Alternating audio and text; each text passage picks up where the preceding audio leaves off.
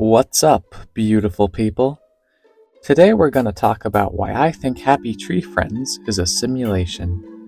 Now, I actually made a previous theory about this show covering biology of the characters. The thing is, it didn't even break 50 views, which is sad because it was supposed to be a sort of intro for this series. You can watch it if you want for extra context, but you really don't have to get the main idea. If anything, that video is just practice for me on how to make actual theory videos. But please don't worry about watching it if it'll scare you away from watching this one, because I promise this one's going to be a whole lot better. And plus, these are really just made for entertainment in the first place. Not that what I'm saying here isn't thought-provoking, but my content is first and foremost about having fun.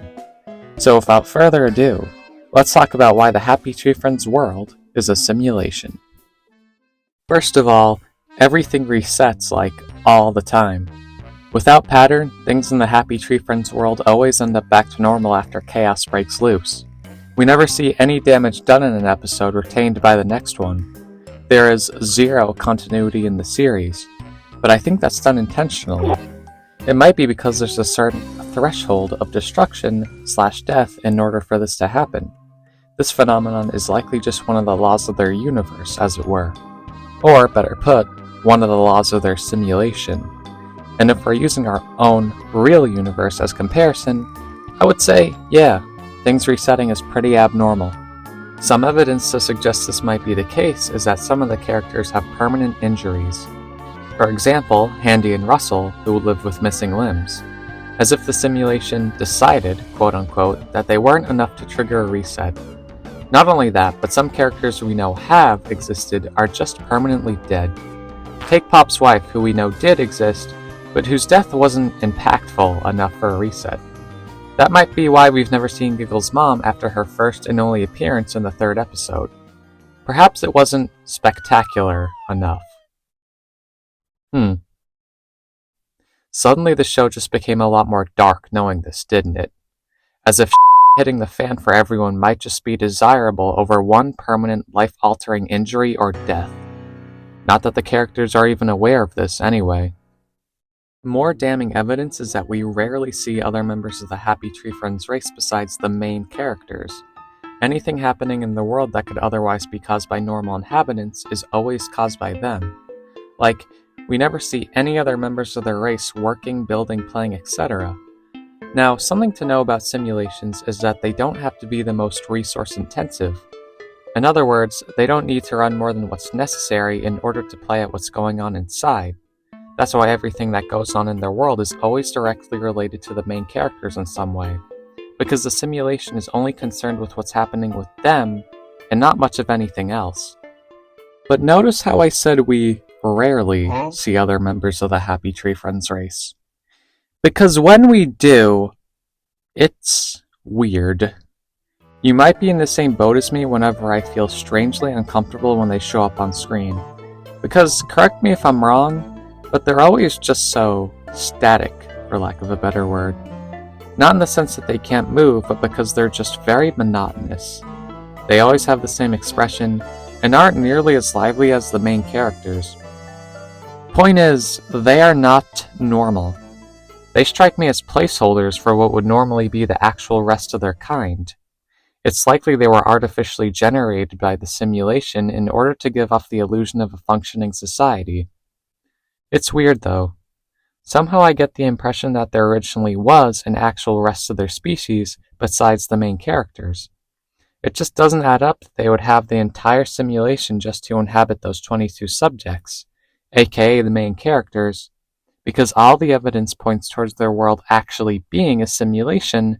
Just what purpose would they have to run it otherwise?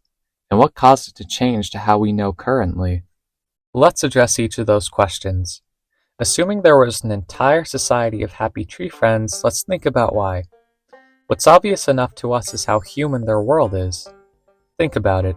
They're intelligent mammals, they walk on two legs and have thumbs, they have towns and infrastructure. They're literally just us, but a lot more cuddly. This suggests the operators of their simulation are likewise also human. Nothing about their world really indicates otherwise. If the operators were, say, aliens, it wouldn't add up due to how specific it is to humanity. That being said, I think humans are running the simulation for the purpose of seeing how we evolved. That's right, I think its purpose was originally to get some insight into how humans evolved. By comparing our history to another similar lineage of mammalian beings, it just so happened through the process of convergent evolution, they turned out more or less just like us. Go figure. And now, the burning question. What caused all of that to change into how we know the Happy Tree Friends world today? Well, because of the nature of simulations, they are very subject to change, and you can't really have a simulation without some sort of operator. In this case, humans, as we've already established, and they're in the position to step in and manipulate it to their liking. To better understand this, let's use an example. This might sound weird, but imagine you're playing Plants vs. Zombies, or maybe some other tower defense game. You've built just the right defense that can handle things without the need of your input. The thing is, even though it's perfect, you still want to make some sort of little addition or tweak, and the Happy Tree Friend simulation is not immune to this. In fact, it's had its own tweak of sorts, but not just any tweak. I believe that at some point, their world has gone under a substantial change of management. In other words, the previous operators got switched out for new ones. It just makes sense. They're running this whole sandbox of a world with many structures and even wild animals, only to inhabit this tiny menagerie of actual people. There is a clear dissonance here. It's like the whole operation was just handed off to new management at some point. But remember how I referred to the main inhabitants as the Happy Tree Friends race? To be more specific, I also mean they fall under the same species. That might sound ridiculous at first, especially considering how different they all look, but it's all just surface level. Notice how almost every character has the same body shape and facial structure. Let's use another example. Why don't we take Pop? Now let's imagine him naked. That shouldn't be hard for you weirdos watching. Furries. Now let's smidge his eyes a bit closer together, point his ears a little, put 2 tufts of hair on the sides of his head, put some dark patterns around his eyes, slap a raccoon tail on him, and let's make him green. Starting to look kind of like someone else on the show. And it didn't even take that much effort to get there. All we had to do was just change around the exterior without even touching the body. Take that, furries. Point is, it's essentially just a game of dress-up for the operators.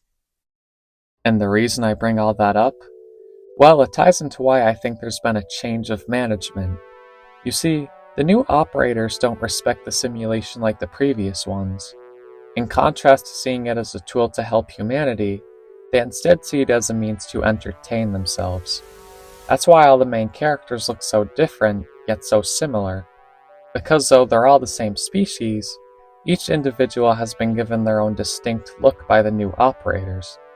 That's also why the vast majority of their population is missing, because the new operators don't care to observe the entirety of their species. They only want a select few members who can put on the best performance. Hence why everything resets all the time. They've put that measure in place to indulge in a perpetual stream of agony from the simulation subjects. It's all a part of the new operator's sick fantasy. And it's not a stretch to say that these new operators somehow forced their way into power. It's possible some major hijacking occurred in order for this to happen.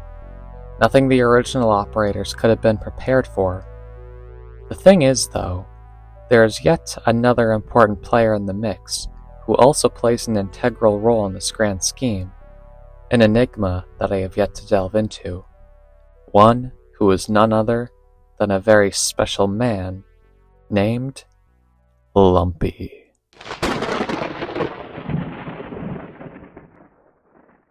Well, that's all I have for today, folks. This took a great deal of effort, and I really appreciate you making it all the way here.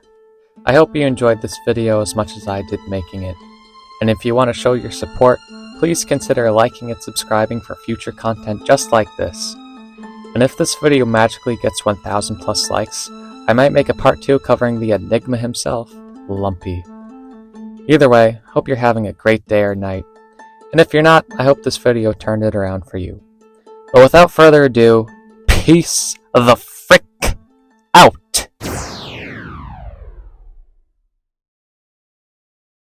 Jazzy.